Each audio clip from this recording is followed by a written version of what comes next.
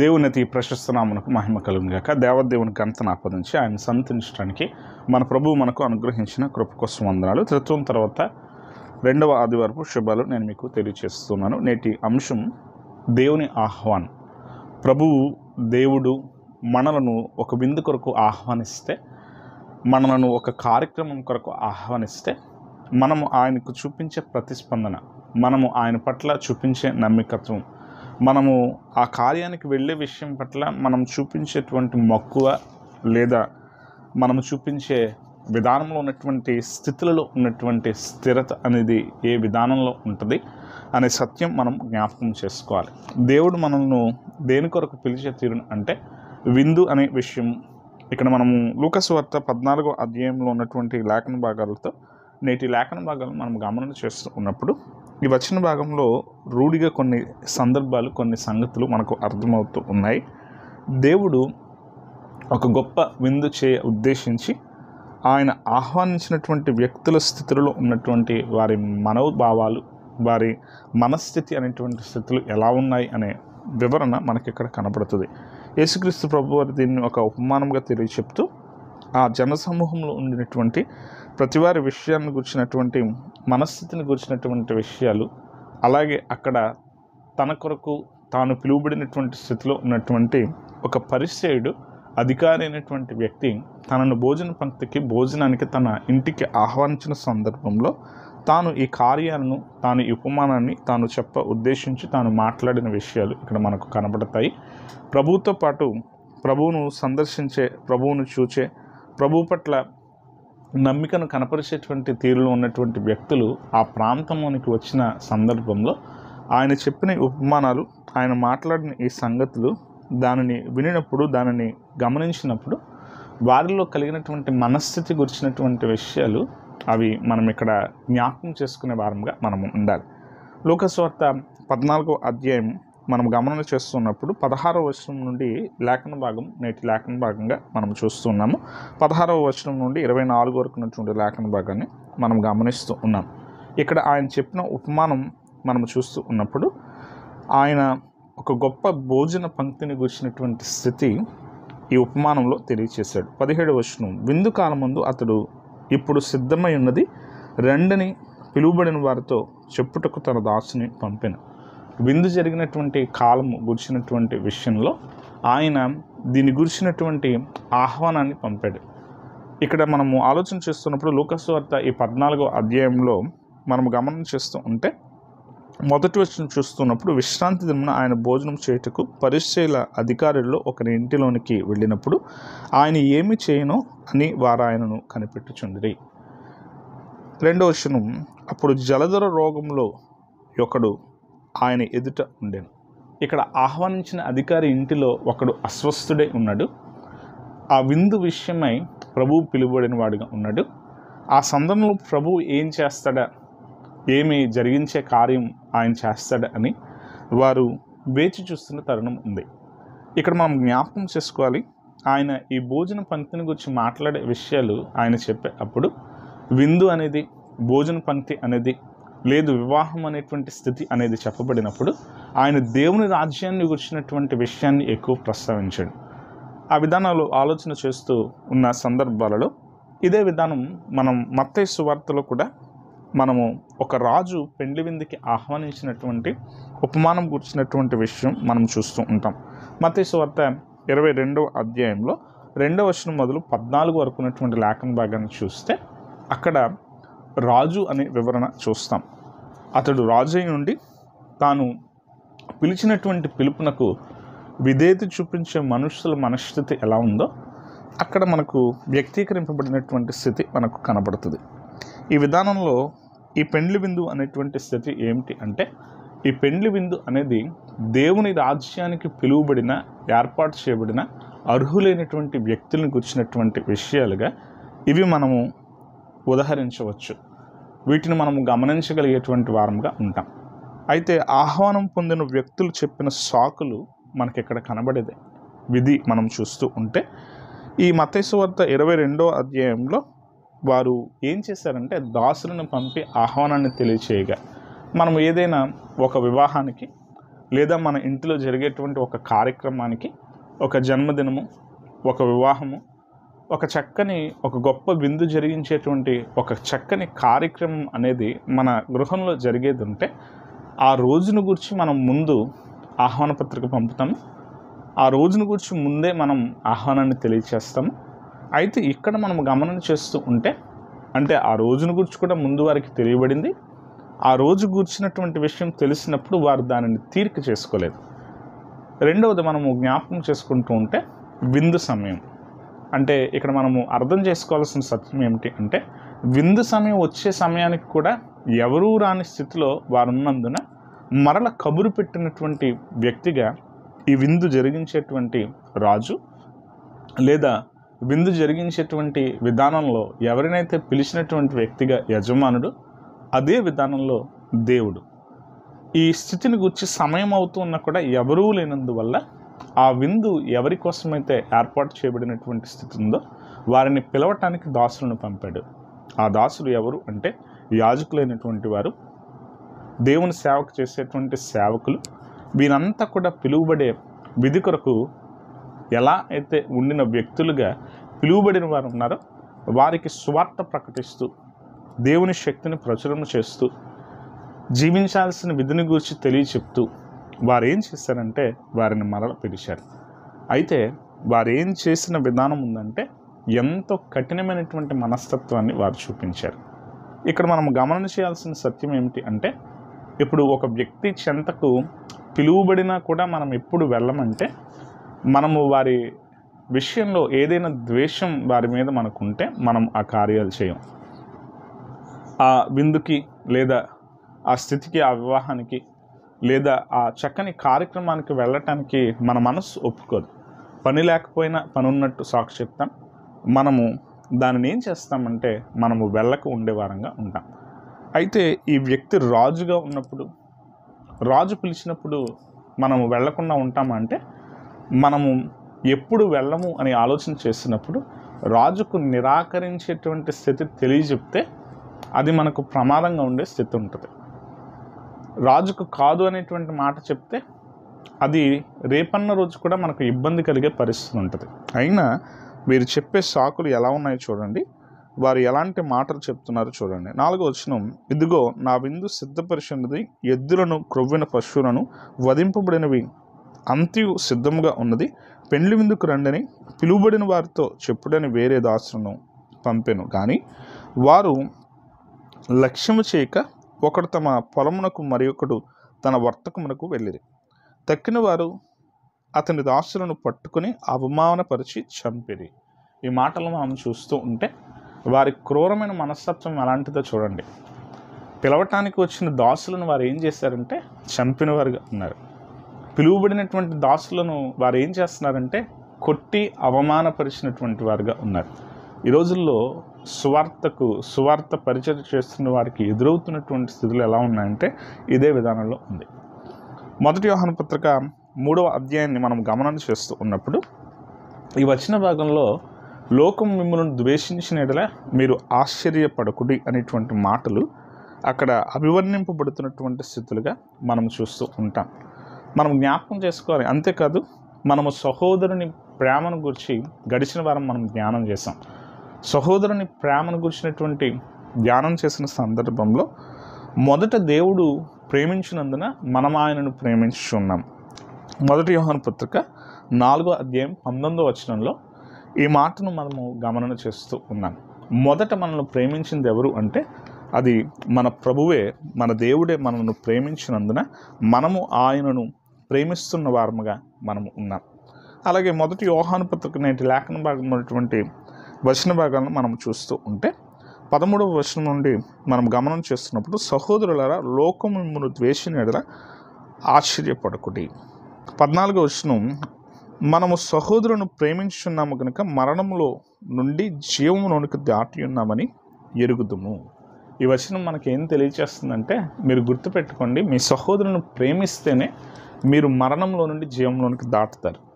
మీరు జీవించేవారుగా కావాలంటే, మీరు నిత్య జీవంలోనికి మీరు వారసులుగా ఉండాలంటే మీరేం చేయాలంటే మీ సహోదరుని ద్వేషింపక ఉండాలి. సహోదరుని ప్రేమించే మనస్సు మీకు ఉండాలి. అంతేకాదు 15వ వచనం మాట్లాడే మాట చూస్తూ ఉంటే అది కొంచెమంత ఆశ్చర్యానికి గురి చేస్తూ మనం ఉన్నటువంటి స్థితి ఎంత కఠినముగా దేవుడిచ్చినటువంటి ఆజ్ఞలు ఉన్నాయో, దేవుణ్ణి మనం వెంబడించాల్సిన స్థితిలో మనం ఉన్నామో, ఆహ్వానాన్ని పొందినటువంటి మనం అనగా దేవుని రాజ్యానికి వారసులుగా ఉండబడేటువంటి తీరు కొరకు పిలువబడినటువంటి మనం, దేవుని ప్రజగా పిలువబడి దేవుని పేరును పెట్టుకున్నటువంటి ప్రజగా ఉండాల్సినటువంటి వారికి విధి విధానాలను ముందుగానే దేవుడు చెప్పిన స్థితి ఏదైతే ఉన్నదో దాన్ని పాటించే స్థితిలో ఆ ప్రేమ లేని మనస్తత్వం ఏం చేస్తుందంటే, నీ దగ్గరికి పంపబడిన దాసుడు కూడా తాను సహోదరుడి అనేటువంటి మనస్సు లేక తనను అవమానపరిచి కొట్టి చంపి నరహంతకుడు అయినటువంటి స్థితి అది మనకు కనబడుతుంది. ఇక్కడ మొదటి యోహాను పత్రిక 3వ అధ్యాయం 15వ వచనం, తన సహోదరుని ద్వేషించువాడు నరహంతకుడు, ఏ నరహంతకుని యందును నిత్యజీవం ఉండదని మీరు ఎరుగుదురు. మీరు గుర్తుపెట్టుకోండి, మీరు నరహత్య అనేటువంటి పాతకాన్ని కనుక మీరు చేస్తే మీరు నిత్య జీవానికి వారసులు కారు. మీరు జీవంలోనికి మీరు రావాలంటే మీ సహోదరుని ప్రేమించండి. దాసుడైనటువంటి వ్యక్తిగా పంపబడినటువంటి వ్యక్తి దేవుని మాట చెప్తున్నాడు. యజమానుడు ఏం చెప్పాడో ఆ పనే చేస్తున్నాడు. యజమానుడు ఏం చెప్పాడు అంటే, ఆల్రెడీ మీకు ఇన్విటేషన్ అందింది కనుక మీరు తప్పకుండా, సమయం అవుతుంది, ఇంకా మీరు విందు చెంతకు మీరు రాలేదు, సమయం అవుతుంది, మీరు ఆ కార్యంలో పాలుందరూ పొందేటువంటి స్థితిలోనికి మీరు రాలేదు, ఎందుకు మీరు రాలేకపోయిన వారుగా ఉన్నారు, మీరు రండి అని చెప్పటానికి వచ్చి పిలుస్తూ ఉన్నారు. అలా రావటానికి వారు పాటించాల్సిన స్థితులు ఏమిటంటే, లూకా సువార్త 14వ అధ్యాయంలోను మత్తయి సువార్త 22వ అధ్యాయంలోను మరలా రాజు ఒక ప్రశ్న వేస్తూ విందులోనికి రావాల్సిన వారి స్థితిని గురించినటువంటి మాటలు చూస్తూ, ఇదిగో నరహంతకులైనటువంటి వ్యక్తులు ఎవరైతే ఉన్నారో వారికి శిక్ష విధించి వారి పట్టణాన్ని తలుగులు పెట్టి, ఇక మీరు వెళ్ళి మీరు ఎవరిని పిలవాలంటే అంగహీనులను, ఎవరైతే ఇబ్బందుల్లో ఉన్నారో బేదల్లో ఉన్నారో నా రాజ్యంలో ఉన్నటువంటి మంచివారిని చెడ్డవారిని, ఇక్కడ ఈ మాట మనం గమనం చేయాలి, మంచివారిని చెడ్డవారిని, వారున్న స్థితి ఏది అనేది కాదు, వారిని మీరు పిలవాల్సింది ఎలా అంటే, మీరు వారు యోగ్యులా కాదా అనేటువంటి తీరులో సంగతులను వారికి ముందు మీరు ఆహ్వానం చెప్పండి. సమయం అవుతుంది కనుక వారు వచ్చి ఈ విందులో పాలుందరూ పొందాలి.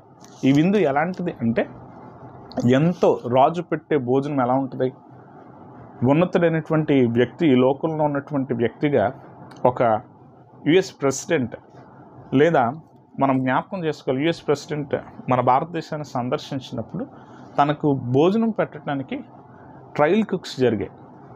ఇవన్నీ ఎందుకోసం అంటే మనం జ్ఞాపకం చేసుకోవాలి, రాజు పెట్టే భోజన స్థితి, రాజుకు పెట్టే భోజన స్థితి, అలాగే ఆ రాజు పిలువబడినటువంటి వ్యక్తులతో పాటు వచ్చేవారు కూడా వారు కూడా ఎలా ఉంటారంటే రాజులైనటువంటి వారుగానే ఉంటారు, వారు కూడా గనులైనటువంటి వారుగానే ఉంటారు. కానీ అపాత్రులైనటువంటి వ్యక్తులుగా వారిని వారు ఎంచుకుని వారు ఏం చేయబడ్డారంటే, వారు తప్పు చేసి నరహత్య చేసి ద్వేషించిన వారుగా ఉండి సహోదరుని ప్రేమించిన స్థితిలో వారు నిలువక ఉండి వారు ఏం చేశారంటే వారు పాతకాన్ని మూట కట్టుకున్నారు.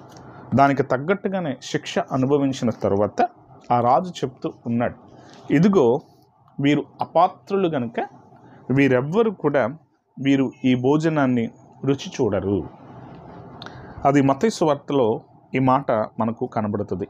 అయితే ఈరోజు మనం జ్ఞాపకం చేసుకోవాలి, మనము దానికి నిజమైన పాత్రులుగా మనము దానిని స్వీకరించడానికి ఉన్నామా, లేదు మనము అపాత్రులముగా ఉన్నామా అనేటువంటి స్థితి జ్ఞాపకం చేసుకోవాలి. 8వ వచనం, అప్పుడు అతడు పెండ్లి విందుకును సిద్ధంగా ఉన్నది కానీ పిలువబడిన వారు పాత్రులు కారు.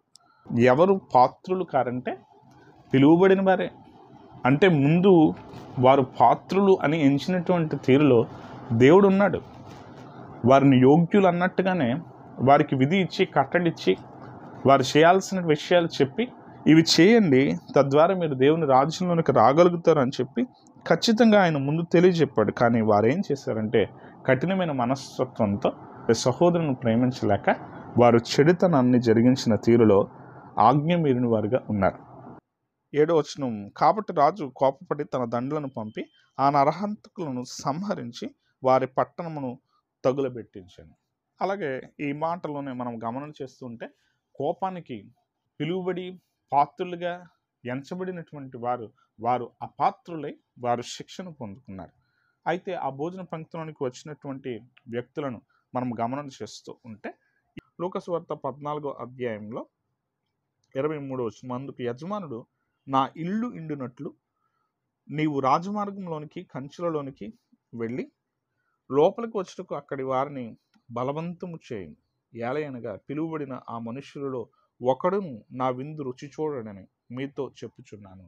పిలువబడిన వ్యక్తులు అపాత్రులు గనుక ఎవ్వరు అంటే వారిలో ఒక్కడు కూడా రుచి చూడడు. కానీ రుచి చూచేవారు ఎవరు అంటే నిజంగా నా మాటను విని నా మాటను గైకొని ఎలాగన దేవుని చిత్తాన్ని నెరవేర్చిన వ్యక్తులుగా వారు దేవుని ప్రేమను వారు పొందుకుంటారు.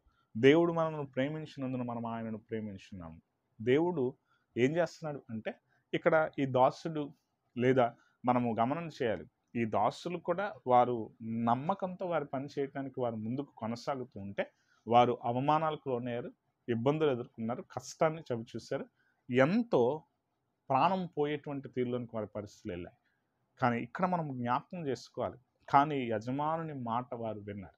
ఈ యజమానుడు ఎలాంటి వాడు అంటే రాజు ఎందుకోసం వచ్చే వ్యక్తులు గురించినటువంటి విషయాల్లో వారు నిరాకరించిన వారుగా ఉన్నారు అని ఆలోచన చేస్తూ ఉన్నప్పుడు మనం గుర్తుపెట్టుకోవాలి, దేవుడు ఖచ్చితత్వాన్ని కనపరిచే దేవుడు.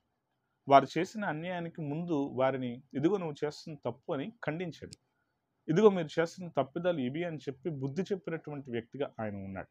మనం ఎప్పుడు కూడా ఖండించినటువంటి వ్యక్తిని ఇప్పుడు అదే రాజు, అదే దేవుడు, అదే యజమానుడు తాను ఖచ్చితంగా ప్రవర్తించే వ్యక్తిగా ఉన్నప్పుడు కొందరితో ఆ సంగతులు ఎలా ఉంటాయంటే న్యాయం తీర్చాల్సిన విషయాలు ఏర్పడినప్పుడు, పరిస్థితులను చక్కదిద్దాల్సిన పరిస్థితులు ఏర్పడినప్పుడు, రాజుగా తాను ఎలాగనో పరిపాలన చేసే విషయాలు చేయాల్సి వచ్చినప్పుడు ఏమవుతుంది అంటే కొన్ని న్యాయంగా తీర్చినా కూడా ఆ న్యాయం మనకు నచ్చదు, నష్టం కలిగించేటువంటి తీరు ఉంటుంది. అలాంటి సందర్భాలు ఏం చేస్తాయంటే అందుకోసం మనసు ఎలా ఉంటుందంటే ఖచ్చితంగా ప్రవర్తించే వ్యక్తులకు అంతగా వారు పిలిచిన వారు చేసే సంగతులు ఖచ్చితంగా ప్రవర్తించే వ్యక్తి అన్ని ఖచ్చితంగా ఉండాలని చూస్తాడు. మంచి భోజనం పెట్టడానికే మంచి పదార్థాలను ఏర్పాటు చేస్తాడు. మనం చేసే ప్రతి కార్యంలో కూడా మనం గమనం చేస్తుంటే అదే విధిని ఆయన పాటించిన వాడుగా ఉంటాడు. ఇప్పుడు ఈ తరుణాల్లో వారు ఎందుకు వెళ్ళలేని తీరులోనికి ఆ సంగతులు వచ్చాయంటే అంత ఖచ్చితంగా ఉన్నటువంటి వ్యక్తి పలు సందర్భాల్లో వేరువేరు సంగతుల్లో రాజుగా ఉండి మనలను పరిపాలించే విషయంలో న్యాయం తీర్చేటప్పుడు మనలను కొన్నిసార్లు గద్దించాడు. మనల్ని చేస్తున్న తప్పును బట్టి ఆయన ఖండించిన వాడుగా ఉన్నాడు. కనుక ద్వేషాన్ని నింపుకుని పిలువబడినా కూడా మనము ఆ పంక్తిలో ఉండేటువంటి తీరుల కొరకు వెళ్ళలేదు. ఇక్కడ మనం జ్ఞాపకం చేసుకోవాలి, లూకాసు వార్త 14వ అధ్యాయం కనుక మనం చదువుతూ ఉంటే 15వ వచనం మనం చదివే అప్పుడు ఆయనతో కూడా భోజన పంక్తిని కూర్చున్న వారిలో ఒకడు ఈ మాటలు విని దేవుని రాజ్యంలో భోజనం చేయవాడు ధన్యుడని ఆయనతో చెప్పగా. ఈ మాటలు అనగా ఏ మాటలు ప్రభు చెప్పాడు? ప్రభు చెప్పిన మాటలు ఏంటి అంటే ఈ 14వ అధ్యాయంలో మొదటి వచనం నుండి కూడా మనం గమనం చేస్తూ ఉన్నప్పుడు ఆయన భోజన పంక్తులను గురించి, భోజన విషయాల్లో ఎవరైతే వచ్చినా పిలువబడినటువంటి వ్యక్తులుగా ఉన్నారో ఆయన కూడా భోజనానికి పిలువబడ్డాడు. ఆయన పిలిచిన వారు ఎవరంటే పరిసయ్యుల్లో అధికారి అయినటువంటి వ్యక్తి. ఆ విషయం అంతా మొదటి వచనం రెండవ వచనంలో మనకు కనబడుతుంది. ఆ వ్యక్తి పిలిచిన సందర్భంలో ఆ ఇంటిలో ఒక వ్యక్తి అస్వస్థుడై ఉన్నాడు. ప్రభు ఏం చేస్తాడా అని వారు చూస్తున్నారు, ప్రభు ఏం చేస్తాడా అని కనిపెడుతున్నారు. అది మొదటి వచనంలో కనబడుతుంది. రెండవ వచనంలో అది మూడవ వచనంలోనికి వచ్చేటప్పటికి రెండవ వచనంలో తనకి జలధర రోగం ఉందని కనబడింది. మూడవ వచనంలోనికి వచ్చేటప్పటికి యేసుక్రీస్తు ప్రశ్న అడగడం కనబడుతుంది. యేసుక్రీస్తు విశ్రాంతి దినపు రోజున ఆయన స్వస్థత చేస్తే ఇదే పరిసయ్యులు, ఇదే మతాధికారులు ఆయనను ఏం చేశారంటే ఇదిగో అనేక రోజులు ఉన్నాయి, ఈయన దగ్గర మీరు స్వస్థత పొందాలంటే ఆ రోజుల్లో రండి, ఎందుకోసం విశ్రాంతి దినం వస్తున్నారు అని చెప్పి విశ్రాంతి దినపు నియమం చొప్పున ప్రభువుని అనేక మార్లు వారు ఏం చేశారంటే వారు ప్రశ్నించిన వారుగా ఉన్నారు. అయితే ఇప్పుడు ప్రభువు ప్రశ్నిస్తున్నాడు తిరిగి. ఏమని ప్రశ్నిస్తున్నాడు చూడండి. 3వ వచనం, యేసు విశ్రాంతి దినమున స్వస్థపరచడం న్యాయమా కాదా? ధర్మశాస్త్రోపదేశకులను పరిశీలన అడుగగా వారు ఊరకుండిరి. అప్పుడు ఆయన వారిని చేరదీసి స్వస్థపరిచి పంపివేసి. ఇక్కడ మనం జ్ఞాపకం చేసుకోవాలి, ప్రభువు ఇప్పుడు ఏం చేశాడంటే ఆయన ప్రశ్నించాడు. ఇప్పుడు ఆ కృప పొందుకునే వ్యక్తులు ఎవరు అంటే ఈ పరిసయ్యుల్లో అధికారి అయినటువంటి పరిసయ్యుని కుటుంబానికి చెందిన వ్యక్తి, అతని ఇంట్లో ఉన్నటువంటి వ్యక్తి. ఇప్పుడు స్వస్థపరచన వద్దా అని అడిగాడు ప్రభు. వాళ్ళు ఏం మాట్లాడలే. వద్దు అంటే అధికారికి వ్యతిరేకంగా మాట్లాడినట్టు. లేదు స్వస్థపరచు అంటే మేమే అనేక మార్లు విశ్రాంతి దినపు రోజున స్వస్థపడుతున్న వ్యక్తులను వారిని తిట్టాము. ఇప్పుడు స్వస్థపరచవచ్చు అంటే విశ్రాంతి దినపు నియమానికి వ్యతిరేకంగా మాట్లాడినట్టు, అలాగే ఇంతకుముందు మాట్లాడిన మాటలకు కూడా మేము వ్యతిరేకంగా వేరుగా మాట్లాడినట్టు అని చెప్పి వారు అలా మౌనంగా ఉన్నారు. ప్రభువు మాట్లాడటం మొదలుపెట్టాడు. ఇదిగో విశ్రాంతి దినం కదా అని చెప్పి గాడిదను దానికి ఉన్నటువంటి స్థితిలో దానికి ఉన్న ఇబ్బంది గురించి, ఎద్దైనను గాడిద అయినను గుంటలో పడినప్పుడు దానికి మీరు సహాయం చేయకుండా వదిలేస్తారా? కాదు అని చెప్పి ఆయన మాట్లాడటం మొదలుపెట్టాడు. ఆ తర్వాత భోజన పంక్తుల్లో అగ్రపీఠాలు ఆశించే వ్యక్తులుగా ఉన్నారు. వారిని గురించి ప్రభువు చెప్పడం మొదలుపెట్టాడు. ఆయన భోజనానికి వచ్చాడు. ఆయనతో పాటు ఇంకా గొప్పవాళ్ళు పిలువబడ్డారు. వారంతా వచ్చిన సందర్భంలో అన్నిటిని గమనిస్తూ ఆయన ఏం చేస్తున్నాడంటే మాట్లాడటం మొదలుపెట్టాడు. ఇదిగో మీరు గమనించండి, మీరు తెలుసుకోవాల్సిన విషయం ఏమిటంటే తనను తాను హెచ్చించుకునేవాడు తగ్గింపు పడతాడు. మీరు నీతిమంతులుగా ఉండేటువంటి తీరు కొరకు మీరు చేయాల్సిన విధానంలో, మీరు ప్రవర్తించే తీరుల్లో మీరు అగ్రపెట్టాలు ఆశించొద్దు, మీరు చివరి కూర్చోండి అనే మాటతో ఆయన ఉపమానం చెప్పాడు. మరలా ఆయన మరొక సంగతి చెప్పాడు. ఇదిగో నువ్వు పిలిచావు, ఈ భోజన పంక్తికి పిలిచిన వారిలో ఎవరైనా బేదలున్నారా?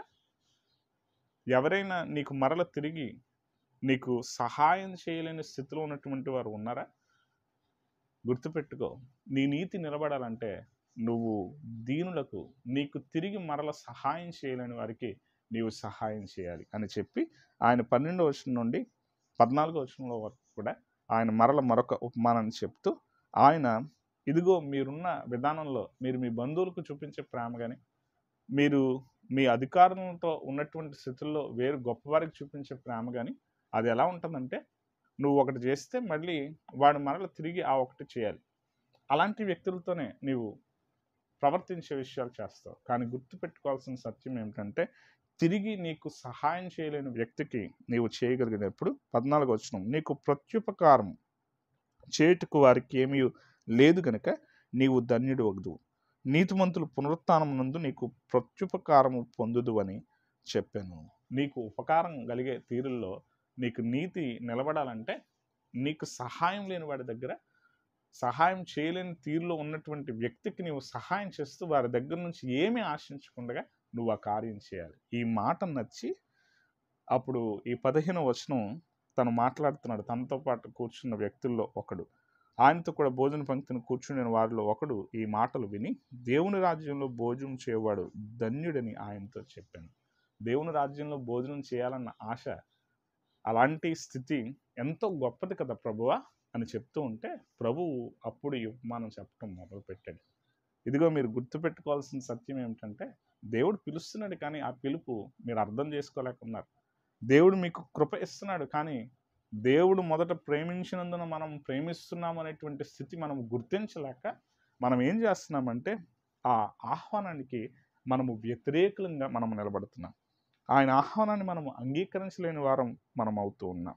మనం ఏం చేస్తున్నామంటే ప్రేమకు ప్రతిగా ద్వేషాన్ని మనం ఇస్తున్నాం. ఆయన పిలిచినప్పుడు మీరు వెళ్ళాల్సిన స్థితి నుండి మీరు ఆ కార్యాలు చేయటం లేదు అని ఆయన చెప్పడం మొదలుపెట్టాడు. మత్తయి సువార్తలో 22వ అధ్యాయంలో మనం గమనం చేస్తూ ఉంటే ఆ పెండ్లి విందునకు మంచివారిని చెడ్డవారిని పిలవమని రాజు చెప్పాడు.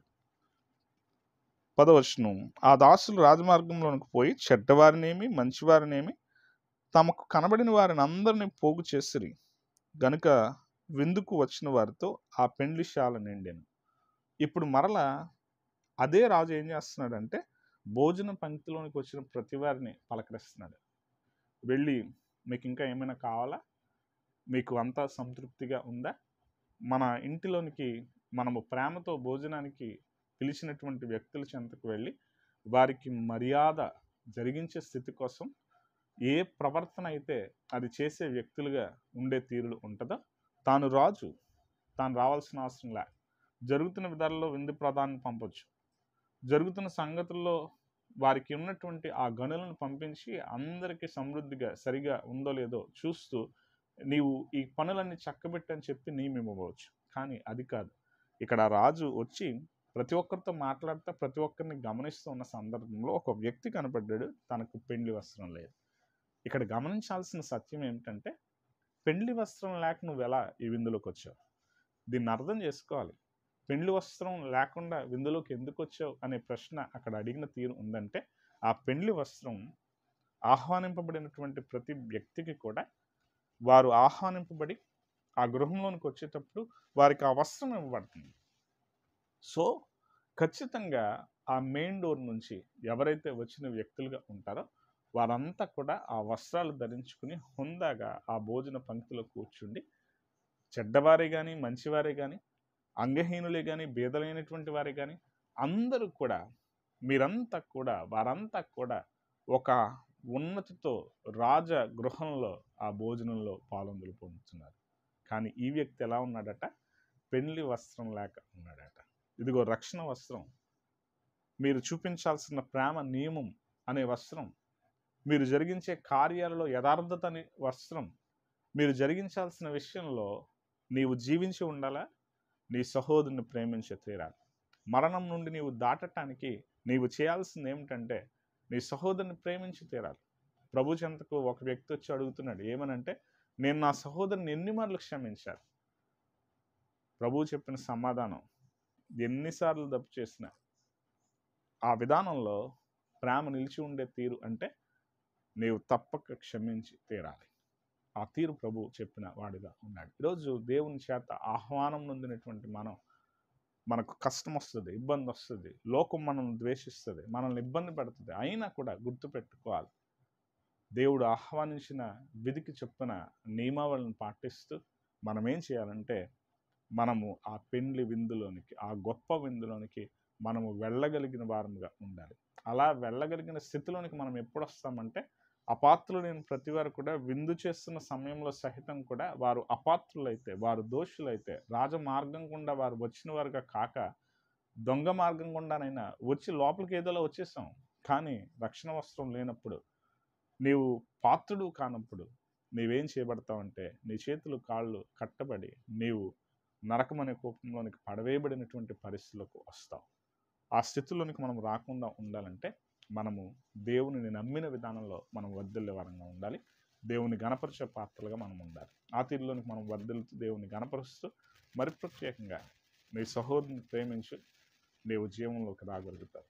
ఆ ప్రేమ ఎలా అంటే, నిన్ను పాత్రని చేసే తీరులోనికి వాడు నీకు సహాయం చేయలేని స్థితిలో తాను ఉన్నా కూడా నీవు సహాయం ఆశించుకుండేటట్టు వారిని నీవు పిలువగలిగితే నీవు దేవుని పొందుకుంటావు. ఆ తీరులోనికి మనం వర్ధిల్లటానికి, దేవుని ఆహ్వానాన్ని అంగీకరించే తీరులో మన బ్రతుకులు మార్చుకునటానికి దేవుని కృప సదాముకు తోడే సంరక్షించి కాపాడును గాక. ఆమేన్.